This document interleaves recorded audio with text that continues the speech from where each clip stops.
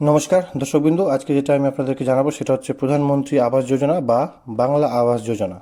এই বাংলা আবাস যোজনা বা প্রধানমন্ত্রী আবাস যোজনায় আপনি আপনার নাম কীভাবে নথিভুক্ত করবেন সেটা সম্বন্ধে আমি আপনাদেরকে বলবো।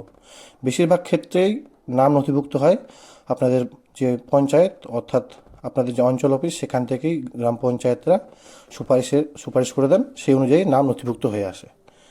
কিন্তু অনেক ক্ষেত্রে দেখা যায় যারা যোগ্য ব্যক্তি তারা পান না। তাই আপনাদের জন্যই আমি এই ভিডিওটা এনেছি। আপনাদের যদি নাম নথিভুক্ত করতে হয় তাহলে আপনারা করবেন কি, আপনাদের এই সামনে দেখতে পাচ্ছেন যে প্রধানমন্ত্রী বলছি, সরি, মুখ্যমন্ত্রী, সরাসরি মুখ্যমন্ত্রী একটি নাম্বার রয়েছে, গ্রিভেন্স সেল একটি নাম্বার রয়েছে। এই নাম্বারে আপনি কল করে আপনার বাড়ির জন্য আপনি আবেদন করতে পারেন। তাছাড়া অন্যান্য কাজকর্মের জন্য আপনি অভিযোগও জানাতে পারেন। নাম্বারটা হচ্ছে 91 370 91 370। এই নাম্বারে কল করলে 100% আপনার কাজ হবেই। এই নাম্বারে বিশ্বাসযোগ্যতা রয়েছে। এছাড়াও বর্তমানে দেখা গেছে অনেকজন আমাদের নিজেদের আশেপাশেও, আমি নিজেও এই এই নাম্বারে যে কল করে একজন পেয়েছেন, তার সাক্ষী আমাদের গ্রামেরও দু একজন পেয়েছেন।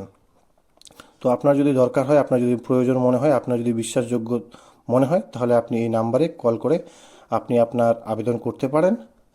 তাছাড়াও আবাস যোজনার পাশাপাশি আরও অন্যান্য অনেক প্রকল্পের যদি সুবিধা আপনি থেকে বঞ্চিত হন, তাহলে এই নাম্বারে আপনি কল করে আপনার যে অভিযোগ সেটি আপনি জানাতে পারেন।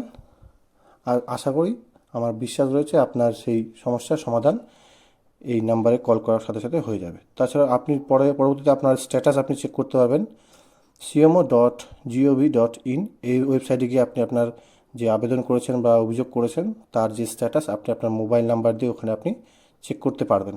তাই যদি আপনাদের মনে হয়, অবশ্যই অবশ্যই আমি বলবো আপনারা এই নাম্বারে কল করে আপনাদের অভিযোগ নথিভুক্ত করবেন। ধন্যবাদ।